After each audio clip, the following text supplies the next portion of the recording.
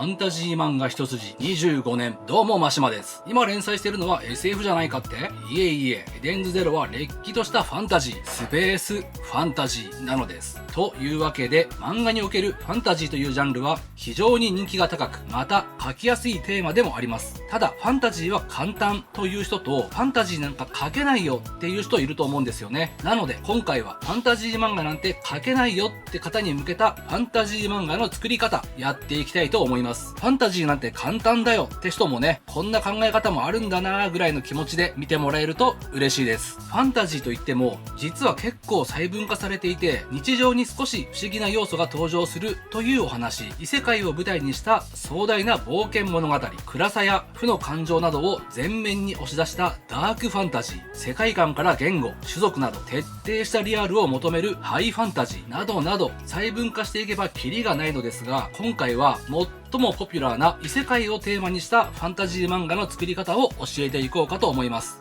教えるなんて偉そうなこと言ってますが、これは僕のノウハウの共有みたいなものです。いつも通りマシマ流ファンタジー漫画の作り方ということで行ってみましょう。ではどうぞ。まずはじめにファンタジー漫画を作る上で重要なポイントを5つ紹介します。その後詳しく解説します。1、世界観。2、テーマ。3、造形。4、ルール。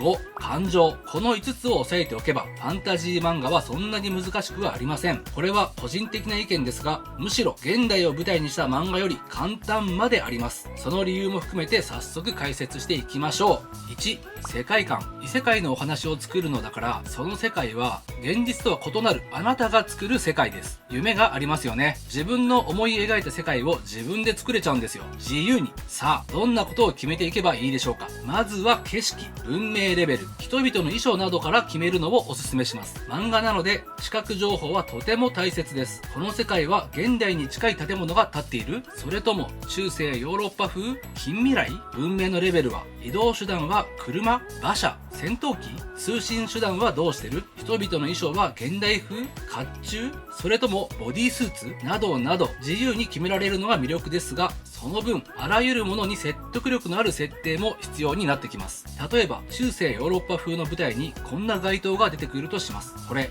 どうやって光ってるかわかりますか？中世イメージだしろうそくだよって思うかもしれません。でもこれこんなに高い位置にある街灯ですよ。辺りが暗くなるたびに誰かが火をつけているんでしょうか？ろうそくでは説得力がないですよね。この場合街灯の位置を低くするか、この光はこの世界のある力、例えば魔力的なもので光っているなどといった説得力が必要になってきます。続いてこの世界の歴史や政治や民族、言語、通貨、力、トレンドなどを考えてみましょう。歴史や政治、難しいですよね。でも、ファンタジー作品における歴史や政治は、昔、魔王を倒した勇者がいて、とか、超高度な文明が一度滅びて、とか、二つの国は対立していて、など、細かく設定すればキリがないのですが、この程度のものでもいいんです。これが物語に関わるようなら、作り込む感じでいいと思います。政治というのは、主に、この世界のリーダー制度はどうなっているのか、くらいに考えておけばいいです。王様なのか、人々によって選ばれた長なのか、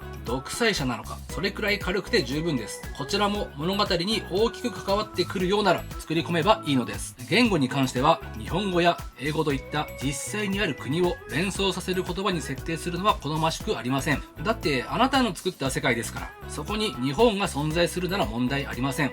例えば異世界転生もの、よくあれ日本語が通じるなんてシーンが出てきますが、この作品の中には日本があるので問題はないというわけなんですね。おすすめなのは共通語という設定です。様々な作家が使っていると思いますが、僕の作品も全て共通語という言語を話しているという設定です。それを漫画で各国の言葉にローカライズしてお届けしているという設定なんですね。通貨も同じことが言えます。単位だけは自分で考えなければなりません。あまりこだわりがなければ一般的なゴールドとか〇〇ドルなどでもいいと思います。このように世界を自由に作るのは面白いけど大変なことです。ただしここで一つ注意してほししいことがあります。自由に世界を作れる分、現実世界に住む読者はあなたの世界のことを何もわからないのです。これは初心者の人がよく陥りやすいミスなのですが、異世界ってこんなもんだろ、 RPG の常識だしこんな説明するまでもないよな、などなど、自分の今までのファンタジー作品経験をもとに、読者はこんなの知ってて当たり前という感覚で世界観を作ってしまうことです。確かにファンタジー作品はたくさんありますからね。みんなこれくらいのお約束わかるでしょというノリで作りたい気持ちもわかります。僕も自分の作品にそういう部分もないわけではありません。しかし全ての読者がファンタジー作品あるあるみたいなのを理解しているわけではありません。突然現実の世界とは違う話をされたら、その世界が何なのかまずわからないんです。どうやったら伝わるのか、次のテーマの項目で解説します。余談ですが、僕のフェアリーテールという作品は魔法という力が広く世界に浸透しているという世界観です。文明レベルは産業革命後あたり、架空のヨーロッパを舞台にしています。1話目から蒸気機関車のようなものや魔法の道具を取り扱うお店などを登場させ、この世界の文明レベルや魔法という力の存在を説明しています。この世界では現実でいうところの電気に変わるものを魔法にしています。街灯であったり通信機器も全部動力は魔法という設定。便利すぎないか魔法。この魔法の部分は皆さんの考えたオリジナルの力でいいんです。エーテルだったりマナだったり容器、超能力、塩化ナトリウム濃縮粒子、何でもいいんです。ファンタジー世界には力がつきものです。少年漫画ではこの力を軸にした能力バトルというのが一つのジャンルになっていると思います。2、テーマ。これはファンタジー作品に限らないのですが、作品にはテーマを持たせた方が作りやすいです。例えば友情、家族、愛、力、成長、裏切り、復讐など、一つでもいいし複数でもいいです。ファンタジー特有のテーマで言えば能力、冒険、倫理観とかですかね。もちろん他にも色々ありますし、現代ものに冒険をテーマにした作品もあるし、ファンタジーに友情をテーマにした作品もあります。ただし実はこれ、ファンタジー作品を書く場合、テーマというか裏テーマというものが自動的に一つだけ決まっています。それは世界観を読者に伝えることです。先ほど世界観の話をしましたが、その世界観、どれだけ素敵な世界を作っても読者に伝わらなければ意味がありません。いかに読者にこの世界のことを知ってもらえるか。実は世界観を構築するよりこっちのテーマの方が難題だったりします。方法はいろいろあるのですが、まずはモノローグ、一番手っ取り早く世界観を伝えられる手段です。ただし初心者がこれをやると読者がついてこれない可能性があります。読者は説明文を読みたくはないですからね。詳しくはこちらの動画もどうぞ。それでも場合によってはモノローグで説明した方がいい時もあると思うので、ここは臨機応変に使い分けていきましょう。おすすめなのは背景の書き込みやキャラの会話で世界観を伝えていく方法。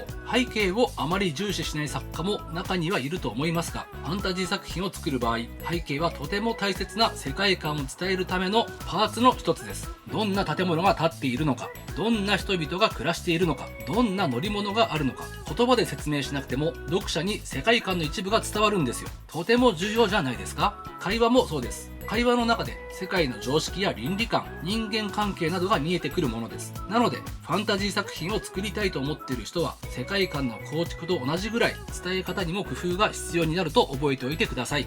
余談ですが、世界観を伝えるのに最も便利なのが異世界転生です。流行りのジャンルですよね。流行るのには理由があるんです。もちろんヒット作が多く出たのも理由の一つですが、とにかく作りやすいんです。主人公は現実の世界にいる僕たちと同じ社会で暮らす人間。ひょんなことから主人公は命を落とし異世界に転生するといった流れ。主人公は初めて異世界を体験するのですが、その過程で読者と一緒にこの世界を知っていけるのです。主人公があれはなんだと異世界の不思議を聞いてくれる。これが読者に簡単にこの異世界を伝えるのにはすごく効果的です。かつ書いてる方も流れの中で自然に世界観の説明ができる。とても便利です。ここ数年で爆発的に増えたジャンルですが、世界観の説明が苦手という方はチャレンジしてみてもいいかもしれません。おや、トラックが近づいてきたようだ。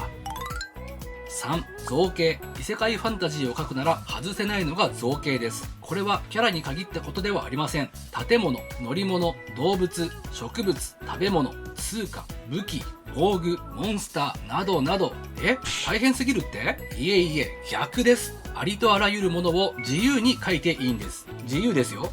建物の形を正確に描かなくていいし、バイクのエンジン部分を正確に描かなくていいし、馬の形を正確に描かなくていいんですよ。これこそがファンタジー作品の最大の武器であり、一番楽しいところじゃないですか。馬を描くのが苦手な人、いいんです。この世界では馬はこんな形をしています。あなたの世界なんだから、あなたの自由でいいんですよ。この造形に関してが現代ものよりファンタジー作品のが楽だと思えるポイントの一つです。昔バイクの模写をしたことがあります。バイクのパーツって細かいし、正確に描かないとかっこ悪いんですよ。描き慣れてる人ならともかく、そうでない人にとってバイクを正確に描くのはめちゃくちゃ大変です。ビルだってそうだし、教室だってそうです。でもファンタジーの世界なら、あなたがバイクと言ったらそれはバイクです。かっこいいかどうかはセンスも関係してきますけどね。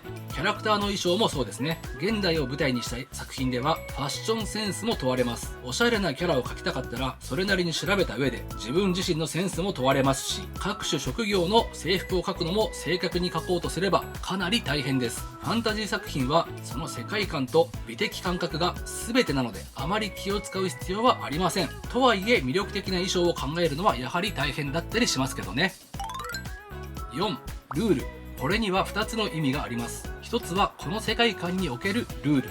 2つ目はこの作品におけるルール。詳しく解説します。世界観におけるルールとは、この世界の人々や社会が守っているルール。つまり決まり事みたいなものです。そんなに難しい話ではありません。物を盗んだら処罰されるみたいな現実世界における一般的な法律のようなものから、魔法を使うにはマナの力が必要みたいなこの世界独自のルールのことです。法律は詳しく設定する必要はありません。現実世界にいる読者が共感できる程度で大丈夫です。悪いことをしたら罰せられるんだなとか、逆にこの世界じゃ略奪は合法なのかみたいな逆転の発想があってもいいかもしれません。〇〇をしたら××になる。〇〇をするには××が必要。〇〇になりたい人は××する。などなど、ルールを決めていくことによって、この世界の骨格が出来上がっていくのです。対して作品におけるルール。こちらはファンタジー作品に限らないのですが、ある意味作者の信念のようなものです。例を挙げると、この作品はモンスターを倒す話なので、人間同士の決闘は書かないとか、